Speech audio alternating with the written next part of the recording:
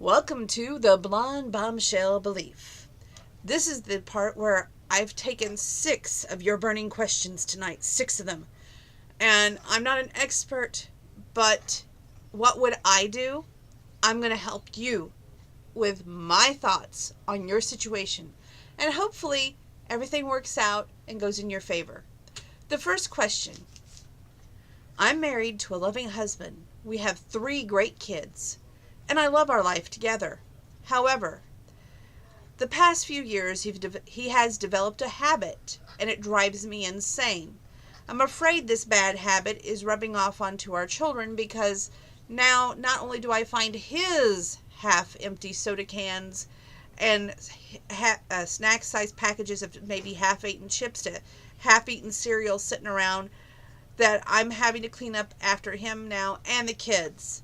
Is there a way I can actually sit him down and say, look, your actions is affecting our children, and if you would demonstrate good behavior, it would work on the children? Why are you asking me this question? You just answered your own question. You have to sit down and talk to your man, and you have to be like, look, our kids follow by example. Your job as the father of these children is to set a good example. So in order for our kids to notice that good behavior is going to, take place, be the example. Show them that you're not going to leave your Coke cans or water bottles or anything like that sitting around. Pick up after yourself.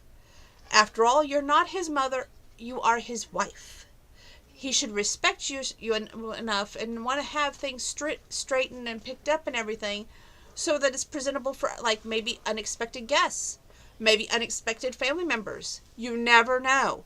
You got to be prepared.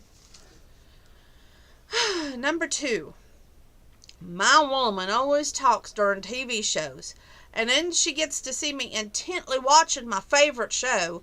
She finds various objects to throw in my direction. It just never hits me, of course, but it's like she gets to saying, did you hear what I just said? Of course I didn't. I'm focusing on my TV show. How do we come into an understanding that I get my TV time and we can talk later? It's simple. Let's say the very first time that this happens, again, where she, starts talking and you're trying to watch a very important moment. And I know this is going to sound insane to you guys, okay? But I want you to turn the TV off at that exact moment, and there's a reason. Not because I want you to miss what's going on in your favorite TV show. Oh, no. I want you to take your time, your attention, and I want you to look at your woman, okay? And I want you to say this. Darling, I respect you. I respect what we have together. However, at this exact moment, this is my favorite TV show. And after my TV show, we will talk about this. And then turn the TV back on and you can watch your show. It's simple. It's called communication. I know some of you guys out there have a big issue with that. But if you do the communication thing, it's going to work out and it's going to work in your favor. And then from there on, you're going to get to see your favorite TV show. Number 3. I love my boyfriend. However, he seems to have lots of women friends, which is fine. However, his best friend is a female. They grew up together, but lately I feel like he's closer to her than he is to me. How do I express my feelings without sounding like a jealous witch? Well, I would say the next time, let's say that y'all 3 are together. I don't know if she's got a man or not, and if she doesn't, then definitely keep your antennas up, because there may be some cheating going on. But anyway, I would say, let's say that she makes reference to something that only they know, like it's a private inside joke or something before you came into the picture.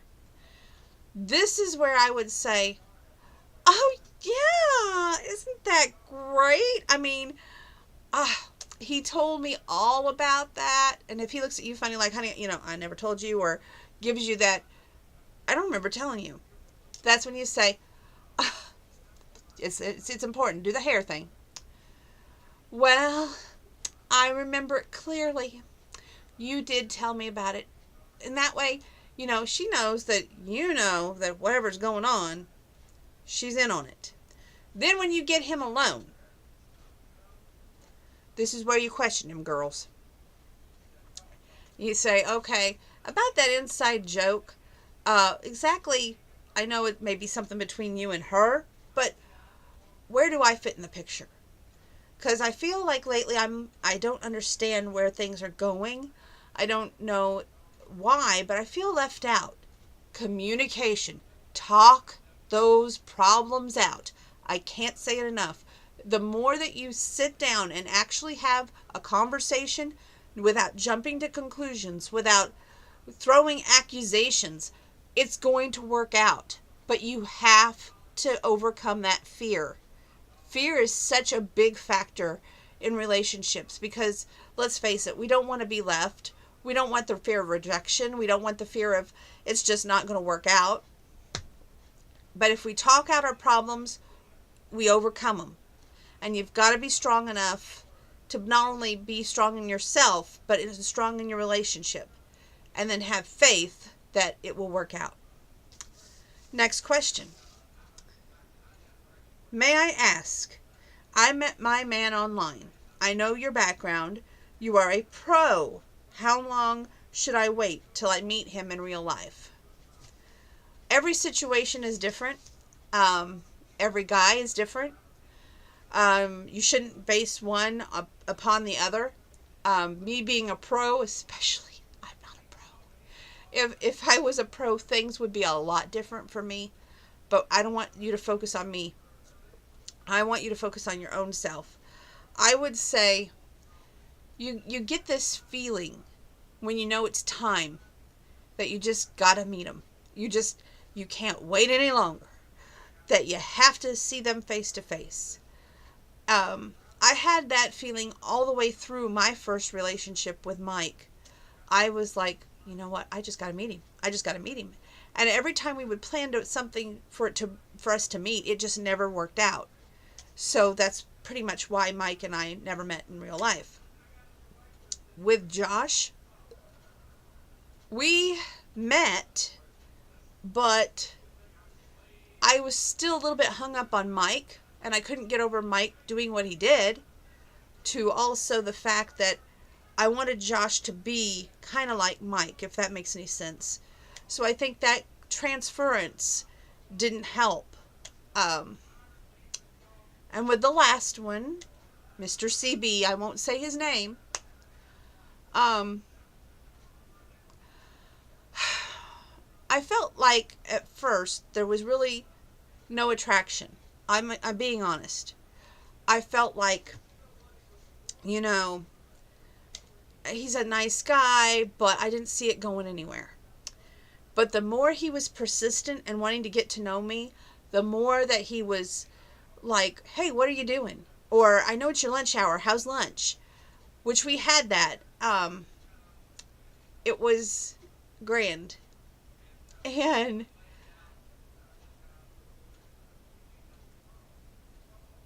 I don't want to expand a whole lot on him. But I just had this feeling with him that I had to meet him. And I can remember that day as plain as it was, if it was yesterday. And, of course, we had a little difference of opinion where to meet. But I think that was because of my sheltered background, that I wasn't really prepared to go out into the world to meet at such other places. That wasn't like a family sit-down restaurant. And it bothers me a lot. But I would say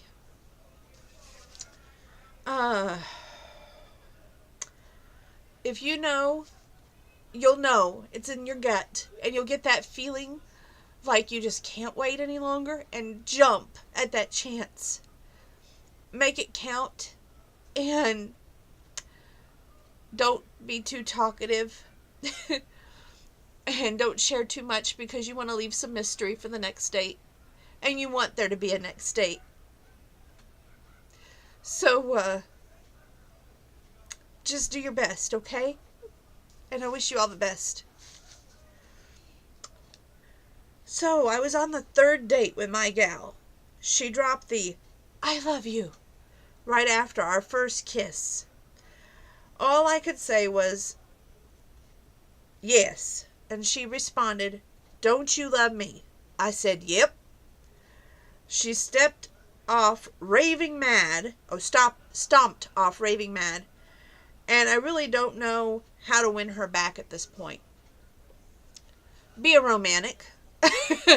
Do the one thing that she thinks you won't do. Show a softer side of you.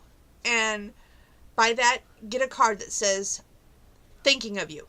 It's in the thinking of you section. Okay? And you want to get something that really fits you and her. Because you've ruined a good moment. You may love her or think you're falling in love with her, but you're not there yet. And even though she is there and you're not, give it time. And don't run away from this. I know it's scary. I know you're full of fear. And it's this fear of commitment, this fear of where's the future going, the fear of, oh my goodness, is this falling? Is this what falling feels like? What I want you to do, grab that bull by the horns. Be Mr. Romantic. Get that thinking of you card. Nothing else. No flower, no teddy bear, nothing else. Just a simple card. And then I want you to write in there this. At the exact moment you told me I love you, I was lost for words. I didn't know what to feel, what to think, but I know this much.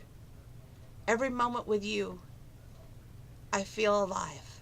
Every moment with you, it's like a breath of fresh air. Every moment with you, I don't regret. And every day we have together, I'm blessed. And I can see my future with you. I love you.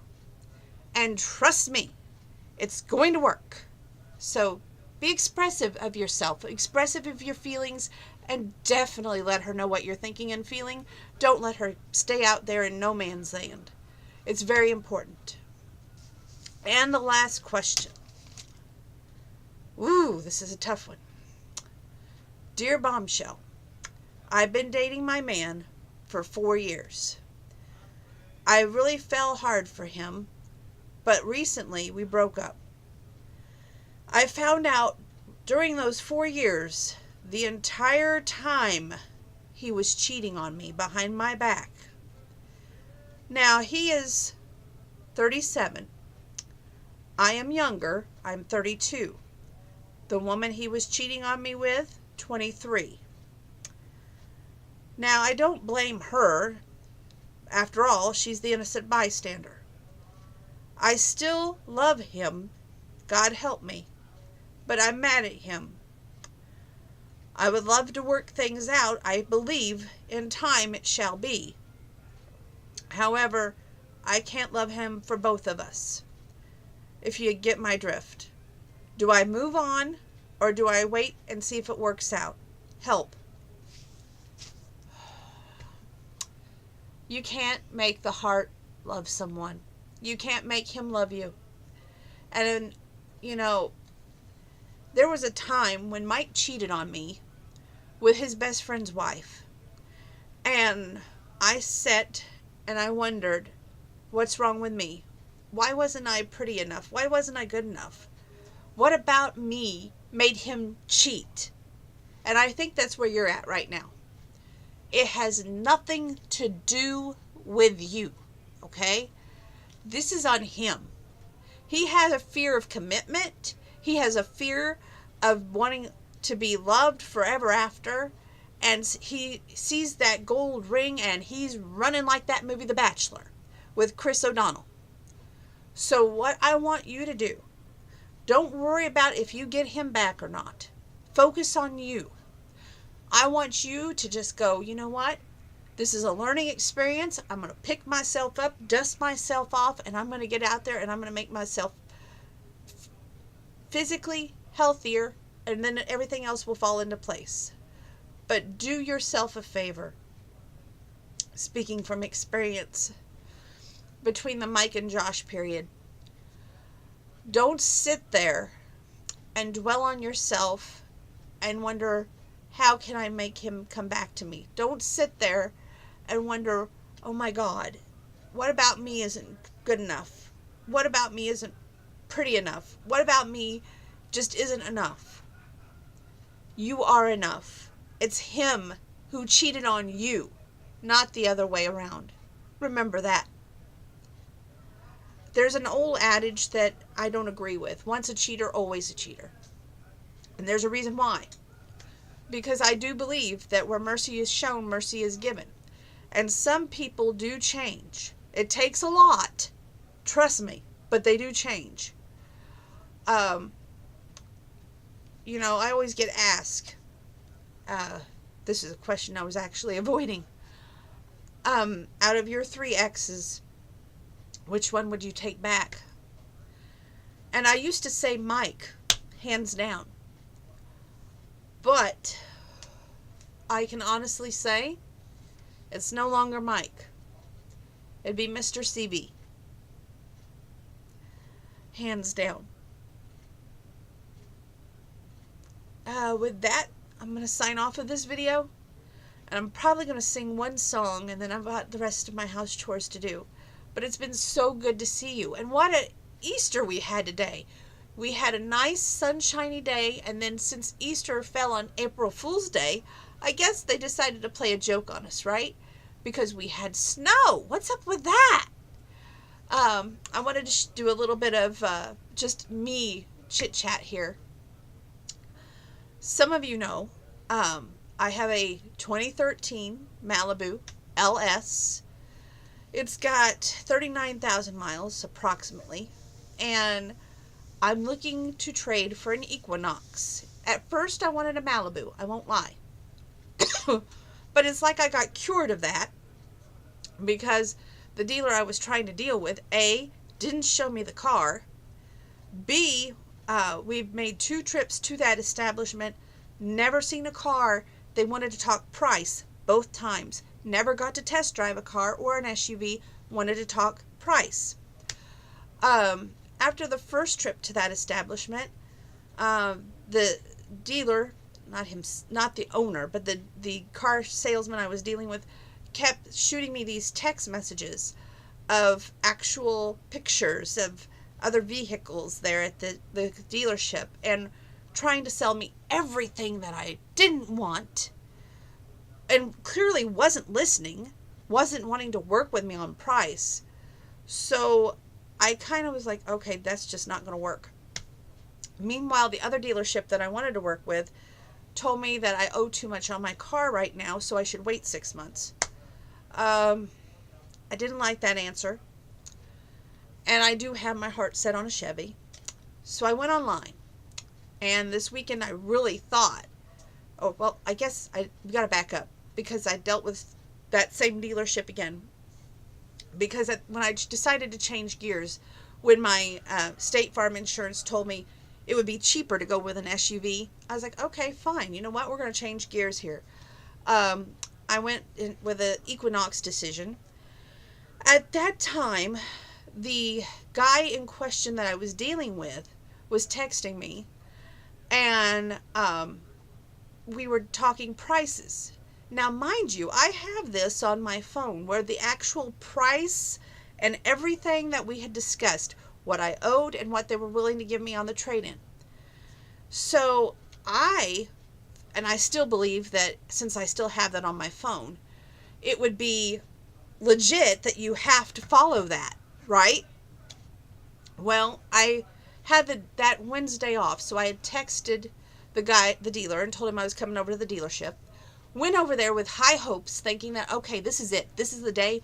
I'm going to get what I want either way, because it was on 2 different cars that I really loved over there. SUVs. I can't get used to saying that. And I hadn't even drove them. So we get over there, and he is out of the office, is what we'll say. I won't say why. We'll just say out of the office. And this other dealer in that same dealership, I show him exactly how much was offered to me in the offer on my cell phone in a Facebook message.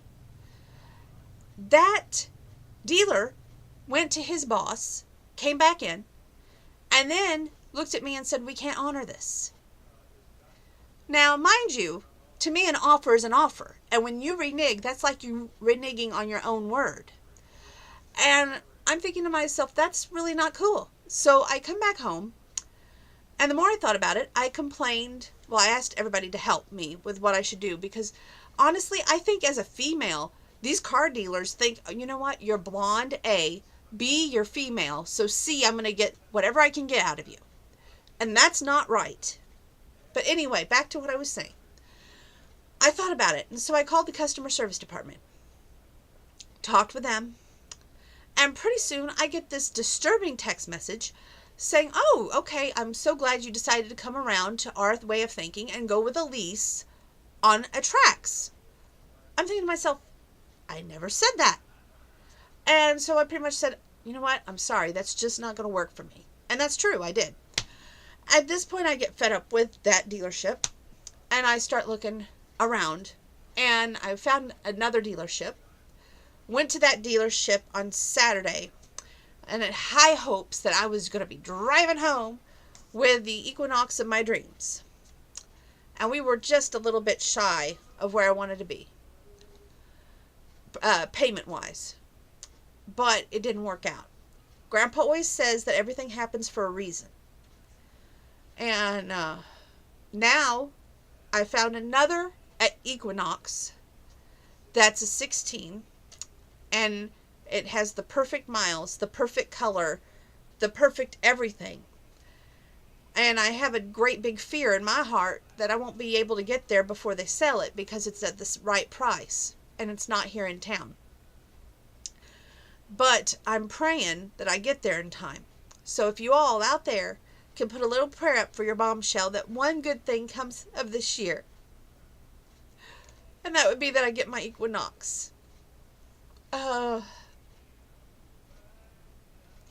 I'm going to make you a saying right now. If I get this Equinox, which I really pray that I do, it's going to last me for 6 to 7 years, at least. Because one reason I'm looking at a family car versus what I have now, which is the Malibu, which the Malibu's a family car too. I do want to adopt. And I would hope and pray that Mr. CB gets in the picture so that we can adopt. But I'm not going to force it. So at this point, I just want the right vehicle. Even though the right man may not even want me. I said I wasn't going to say that, but it's true.